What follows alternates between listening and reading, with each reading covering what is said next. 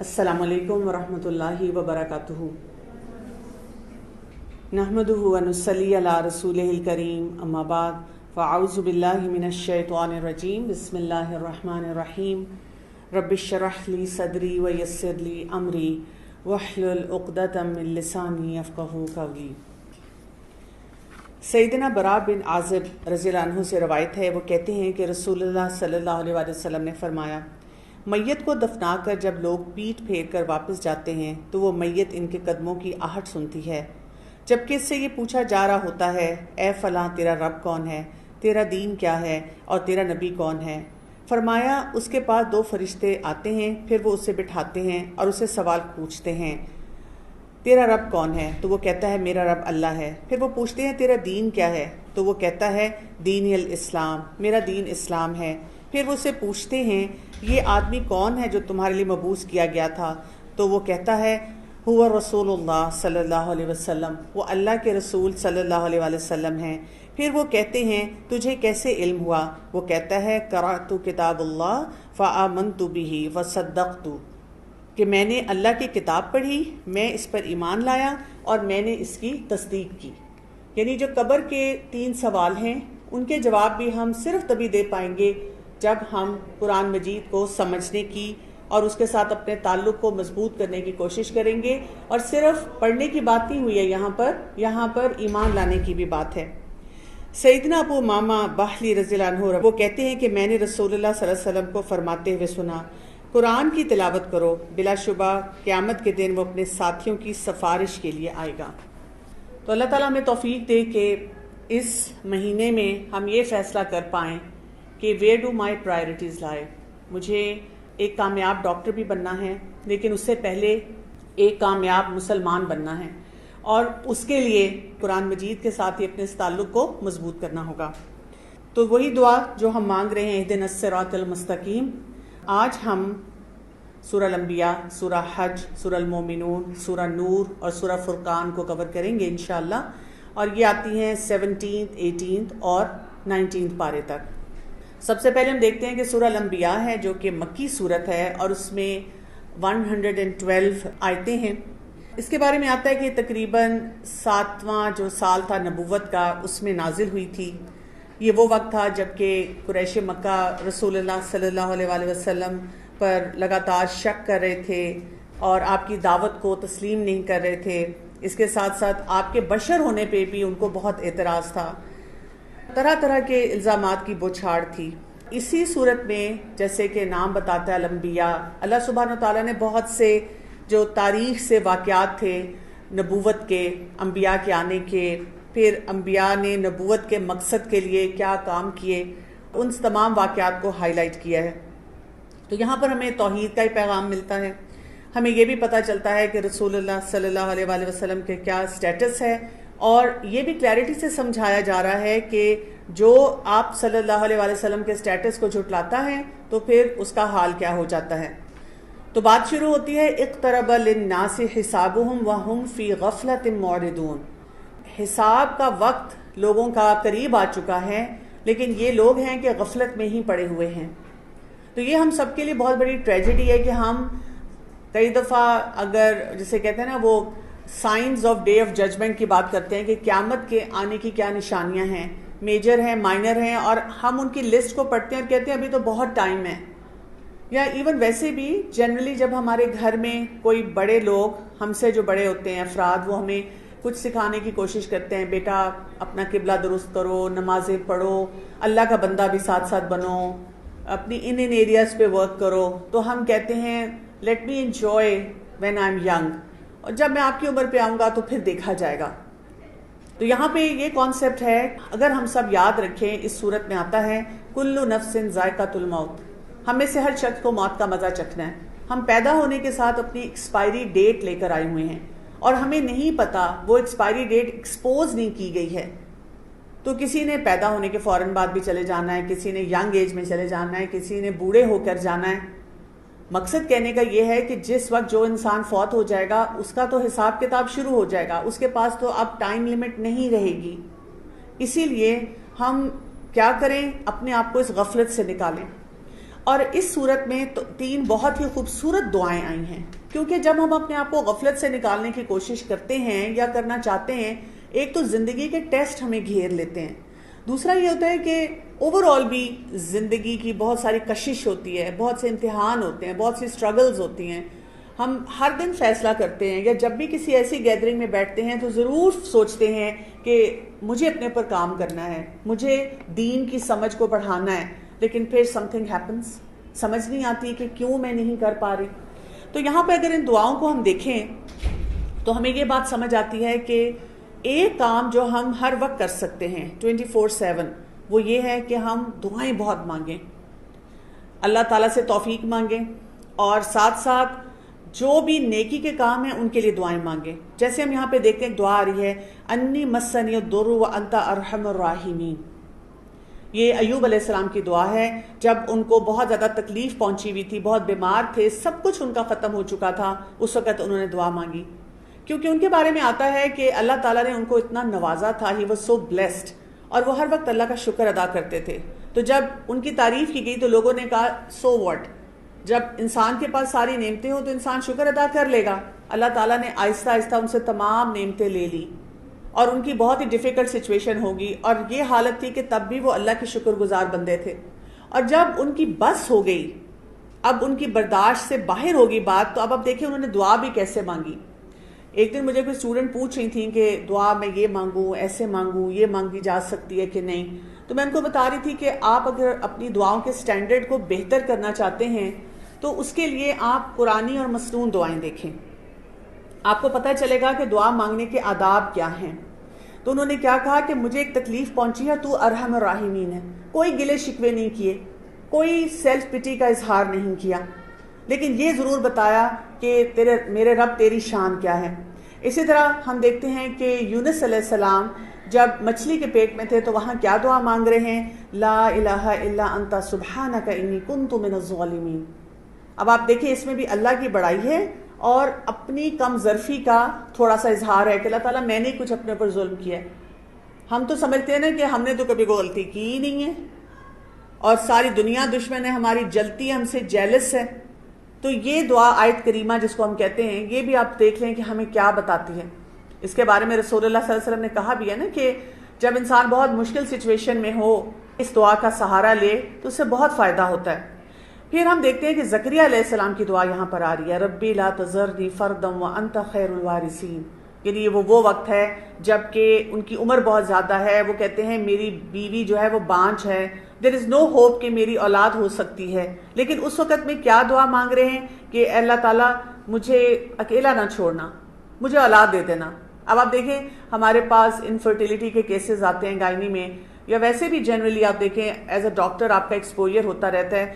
تو ایک تو ہمیں خود بھی دعائیں نہیں پتہ، دعاؤں پہ ہمارا شاید اس طرح یقین بھی نہیں ہوتا، یا ہمیں کوئی کانسیپٹ نہیں ہوتا، اس کو ہم پرائرٹی پہ نہیں رکھتے. تو اپنے پیشنٹس کو دعاؤں کے ساتھ بہت کنیکٹ کیا کریں، انہیں بتایا کریں کہ آپ اللہ تعالیٰ سے مانگیں، اور دعا مانگنے کے آداب بھی ہمیں بھی آنے چاہیے، لوگوں کو بھی سکھانے چاہیے. جیسے سب سے بڑی بات یہ ہے کہ جب بھی دعا مانگی جائے تو اللہ تعالیٰ کی حمد و ثنا کی جائے. ابن مسعود رضی اللہ عنہ سے روایت ہے، وہ کہتے ہیں جب کوئی آدمی اللہ سے سوال کرنے کا ارادہ کرے تو پہلے وہ اللہ کی ایسی حمد و ثنا بیان کرے جو اس کے لائق ہے، پھر نبی صلی اللہ علیہ وسلم پر درود بھیجے، اس کے بعد دعا کرے. بس اس طرح کرنے سے ممکن ہوگا کہ وہ کامیاب ہو جائے گا. پھر یہ کہ دعا کی قبولیت کے درجات بھی ہوتے ہیں. رسول اللہ صلی اللہ علیہ وسلم نے فرمایا اگر کوئی شخص اللہ سے دعا کرتا ہے تو اس کی دعا ضرور قبول ہوتی ہے، خواہ دنیا میں ہی اسے وہ چیز عطا کر دی جائے یا اس کے لیے آخرت میں ذخیرہ بنا دیا جائے، یا پھر اس دعا کے بقدرے اس کے گناہ کا کفارہ ادا ہو جاتا ہے، بشرطیہ اس کی دعا کسی گناہ یا قطع رحمی کے لیے نہ ہو اور نہ وہ جلدی کرے. تو صحابہ نے عرض کیا یا رسول اللہ صلی اللہ علیہ وسلم جلدی سے کیا مراد ہے؟ آپ نے فرمایا یہ کہے کہ میں نے اللہ سے دعا کی لیکن اس نے قبول نہ کی. انسان کو امپلسو نہیں ہونا چاہیے، جلد بازی میں نہیں آنا چاہیے، ہمت نہیں ہارنی چاہیے. تو یہاں سے یہ پتہ چلتا ہے کہ جب بھی ہم دعا کرتے ہیں وہ ہمیشہ قبول ہوتی ہے، اور اس کی کنڈیشنز ہیں کہ قطع رحمی کی بات نہ ہو اور کوئی گناہ کا کام نہ ہو. تو جب ہم اللہ تعالیٰ سے مانگتے ہیں اللہ تعالیٰ ہمیں وہ مانگی ہوئی چیز دے دیتا ہے، لیکن اس کا کوئی ٹائم فریم نہیں. ہو سکتا ہے آج آپ نے مانگی ہو آپ کو 10 سال بعد ملے، فوراً ملے، 5 دن بعد ملے. کبھی مانگی ہوئی چیز سے بہتر مل جاتا ہے، لیکن وہی بات ہے ہم اس کو کنیکٹ نہیں کر پاتے۔ کبھی مانگی ہوئی چیز جیسی کوئی تکلیف دور کر دیتا ہے، یعنی ہم نے کچھ مانگا ہے لیکن کوئی تکلیف ہماری طرف آ رہی تھی، اللہ تعالیٰ اسے دور کر دیتے ہیں، اور کبھی گناہوں کا کفارہ بن جاتا ہے۔ اور ایک اور حدیث سے ہمیں یہ بھی پتہ چلتا ہے بہت سی دعائیں جو انسان کی قبول نہیں ہوتی اس کو آخرت میں انعامات کی شکل میں دی جاتی ہیں، اور اس وقت وہ انسان جب ان کو دیکھتا ہے تو یہ کہتا ہے کہ کاش دنیا میں میری کوئی بھی دعا قبول نہ ہوئی ہوتی۔ یہاں پر ایک اور کانسیپٹ بہت انٹرسٹنگ ہے، لَقَدْ أَنزَلْنَا إِلَيْكُمْ كِتَابًا فِيهِ ذِكْرُكُمْ أَفَلَا تَعْقِلُونَ، کہ تحقیق نازل کیا ہم نے تمہارے لیے کتاب جس میں تمہارا ہی ذکر ہے، افلا تعقلون، کیا پھر تم عقل سے کام نہیں لوگے؟ اگر آپ کو کوئی کالج کا میگزین مل جاتا ہے اور اس میں آپ کی پکچر ہوتی ہے یا آپ کا ذکر ہوتا ہے تو ہم کتنا اس کو سنبھال کے رکھتے ہیں، کتنی بار پڑھتے ہیں۔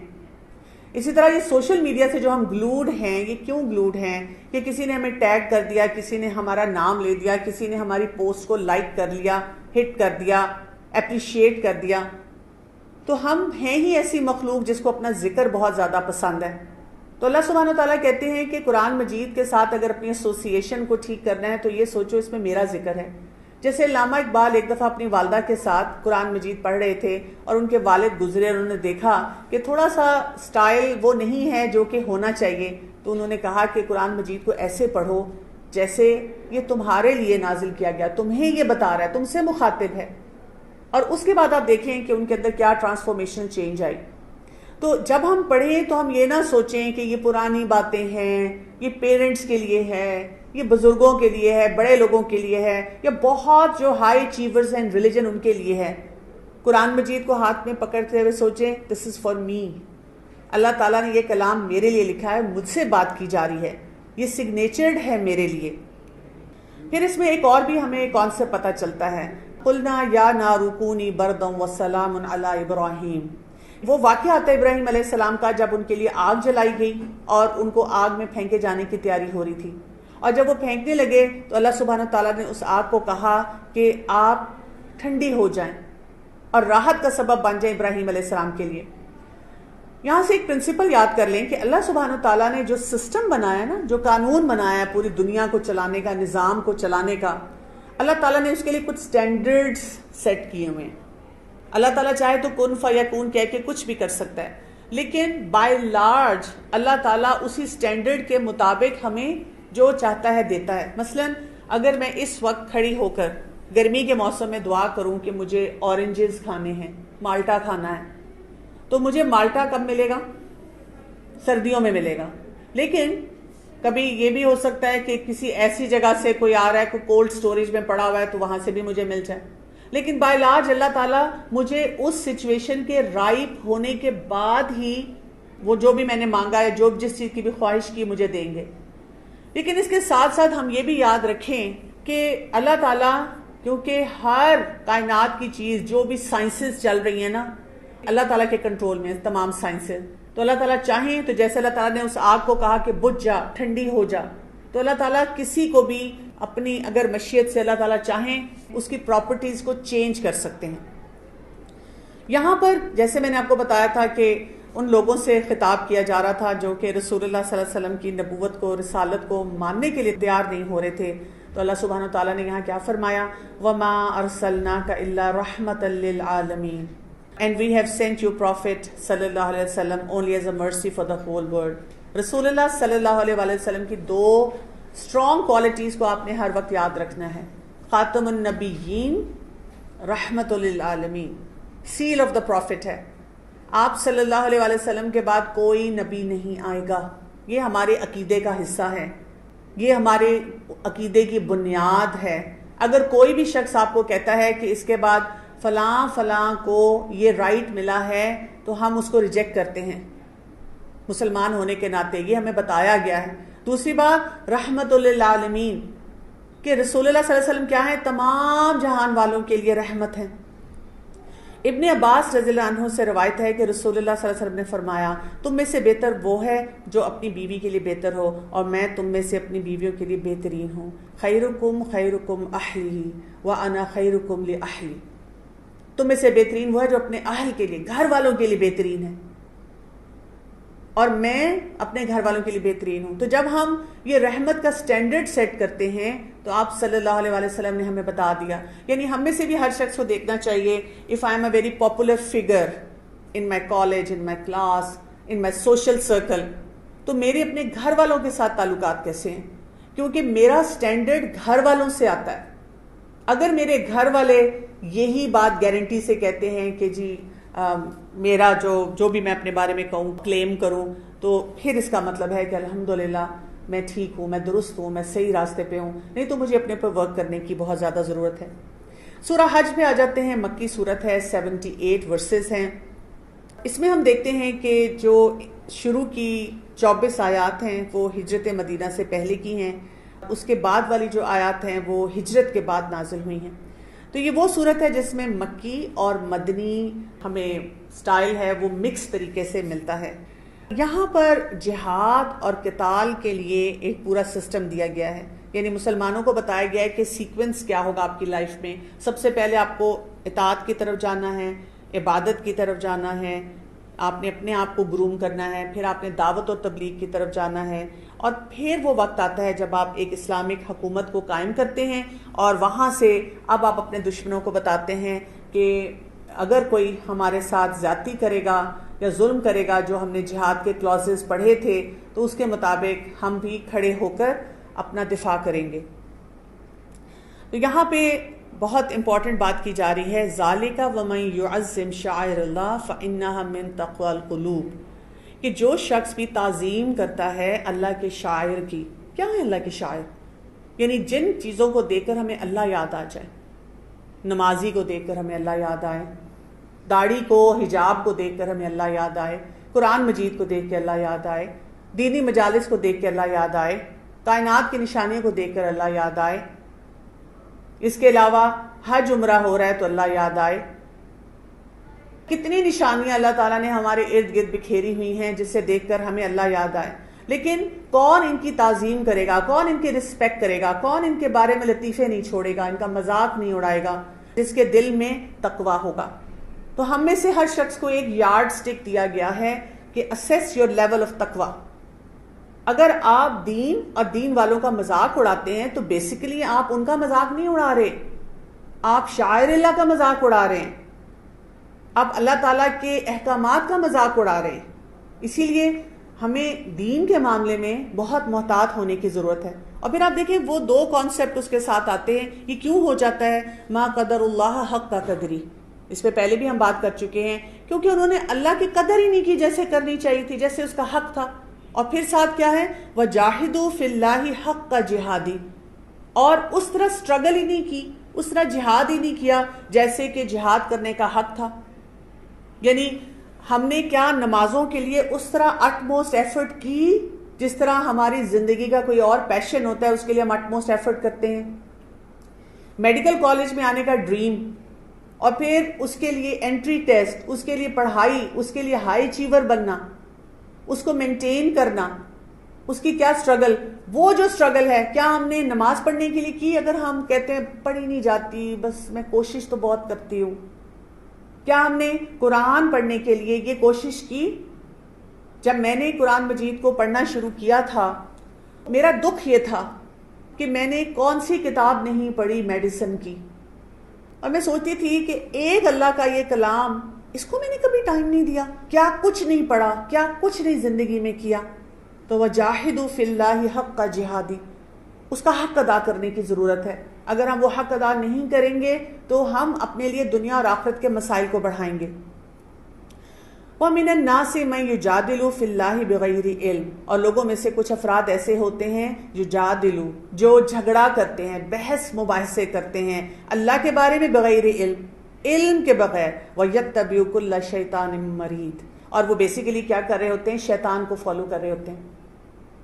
اکثر گیدرنگز میں ہم جاتے ہیں تو ہم کیا دیکھتے ہیں کہ لوگ بحث مباحثہ کر رہے ہیں. بڑے بڑے آپ کو لٹریٹ قسم کے لوگ نظر آتے ہیں جو ٹی وی سکرینز پہ بیٹھے قرآن کے بارے میں فتوے دے رہے ہیں, باتیں کر رہے ہیں. آپ ان کے سامنے ایک مصحف رکھیں اور ان کو کہیں کہ کوئی بھی پیج کھول کر مجھے کسی آیت کی صرف ٹرانسلیشن بتا دیں, اینڈ دے ول فیل.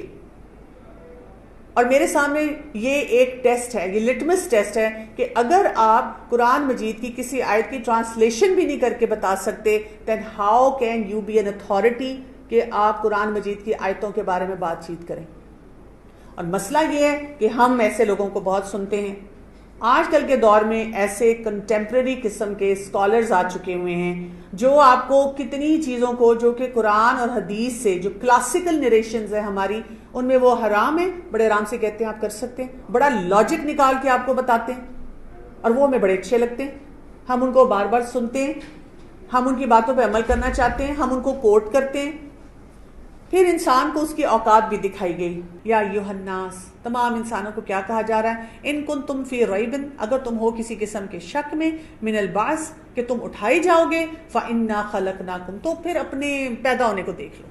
پہلے تم کیا تھے؟ تراب، مٹی، پھر نطفہ، پھر علقہ، پھر مضغہ، پھر مخلقۃ و غیر مخلقہ، گوشت کا ایک لوتھڑا، پھر اس کے بعد بچہ بنے طفلا، پھر اشدکم، جو اس وقت آپ ہیں اپنی پیک پہ پہنچے ہیں جوانی کی، بہت کچھ اچیو کر سکتے ہیں، اور اس کے بعد دو آپشنز ہیں، کسی بھی سٹیج پہ آپ یتوفا، یا تو فوت ہو جائیں گے یا ارذل العمر کی طرف جائیں گے۔ یہ ایک سائیکل ہے جو کہ ہم لے کر چل رہے ہیں۔ وَذَلِكَ بِأَنَّ اللَّهُ هُوَ الْحَقُّ، اور بے شک اس وجہ سے ہے کہ یہ حق اللہ کی طرف سے ہے، وَأَنَّهُ يُحْيِي الْمَوْتَى، اور اللہ ہی ہے جو کہ زندگی اور موت دیتا ہے، وَأَنَّهُ عَلَى كُلِّ شَيْءٍ قَدِيرٌ، اور اللہ تعالیٰ کی قدرت کے ذریعے یہ تمام سائیکلز ہمارے سامنے آتے ہیں۔ یہاں پہ ایک اور بات بھی ہمیں سمجھائی جا رہی ہے کہ اللہ تعالیٰ نے جو کچھ بھی سسٹم دیا ہے وہ کس لیے دیا ہے، لِيَكُونَ الرَّسُولُ شَهِيدًا عَلَيْكُمْ، تاکہ اللہ تعالیٰ نے جو نماز پڑھنے کے لیے کہا، جو زکوٰۃ دینے کے لیے کہا، جو اسلامک سسٹم اسٹیبلش کرنے کے لیے کہا، رسول اللہ صلی اللہ علیہ وسلم اس پر گواہ ہوں کہ ان کی امت نے یہ کام کیا۔ وَتَكُونُ شُهَدَاءَ عَلَى النَّاسِ، اور جو مسلمان ہیں وہ تمام انسانیت پر گواہ ہوں۔ تو مسلمان کیسے گواہ ہوں گے؟ ان کو تو خود ہی نہیں پتا، وہ تو خود ہی یہ کام نہیں کر رہے، وہ سمجھتے ہیں کہ یہ کچھ ایسے لوگ ہیں جو کہ بس وہ صرف جن کو ہم نے ایک ٹائٹل دے دیا مولوی ہونے کا، بس ان کا کام ہے۔ ہم تو ڈاکٹرز ہیں، ہم تو پروفیشنلز ہیں، ہم تو پڑھے لکھے لوگ ہیں، یہ ہماری جاب نہیں ہے۔ جبکہ ہم اگر اس کو انٹیگریٹ کریں تو بینگ ڈاکٹر، بینگ پروفیشنل، ہم یہی کام کر سکتے ہیں، اپنی نمازیں پڑھنا، فاقیموا الصلاۃ وآتوا الزکاۃ، اپنی زکوٰۃ، اپنی چیریٹی، اپنے صدقات پہ توجہ دینا، اور اپنے پیشنٹس کو بھی اس بات میں بتاتے رہنا، وَاعْتَصِمُوا بِاللَّهِ، اور اللہ تعالیٰ کو مضبوطی سے تھام کے رکھنا، اللہ تعالیٰ سے جو تعلق ہے اس کو توڑ نہ دینا۔ پیشنٹس کا بھی آپ کا دیکھیں دو طرح کے رویے آ جاتے ہیں، کچھ پیشنٹس ہیں جو کہ زیادہ نمازیں شروع کر دیتے ہیں، انہوں نے ہاتھ میں قرآن پکڑا ہوا ہوتا ہے، وہ دعائیں زیادہ کر رہے ہوتے ہیں، آپ ان کو اور حوصلہ دیں، اور کچھ ایسے ہیں جو بالکل اس کو چھوڑے بیٹھے ہیں، بھولے بیٹھے ہیں، آپ ان کو اس کی طرف لا سکتے ہیں کہ ہم ایز ہیومن بینگز اپنا کام پورا کریں گے، لیکن اصل توفیق اللہ سے ہوتی ہے، تو آپ اللہ تعالیٰ سے ضرور مانگیں، ہوا مولاکم، کیونکہ وہ ہمارا مولا ہے، فنعم المولا ونعم النصیر، اس سے بہترین کوئی مولا نہیں ہے اور کوئی مددگار نہیں ہے۔